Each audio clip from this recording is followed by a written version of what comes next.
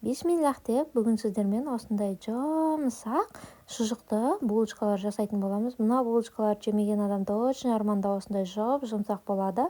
Алдымен ыдысымызға жылы сүтті, үстінен қантты, тұзды, ашытқын салып, бір араластырып аламыз. Кішірек 2 жұмыртқаны саламыз.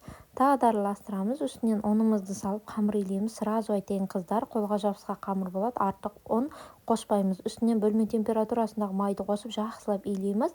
Қамыр илеу шамалы қиындау, бірақ соған жараса, енді күшті болады булочкаларыңыз. Көтерілгеннен соң міндетті түрде бір қайтара илейміз. Екінші рет көтерілгенге дейін сосискаларды осылай қуырып аламыз. Екінші рет көтерілген соң өзімізге керек осындай бөліктерге бөліп, шамалы жұқартып осылай қолымызбен жайып, сосискаларымызды орап шығамыз. Көтерілуге қоямыз 10-15 минутқа. Одан соң көтерілген соң смазкасын күнжіт дәндерін сеуіп, алдын ала қыздырылған пеште осылай қызартып пісіріп аламыз. Назарларыңызға рахмет.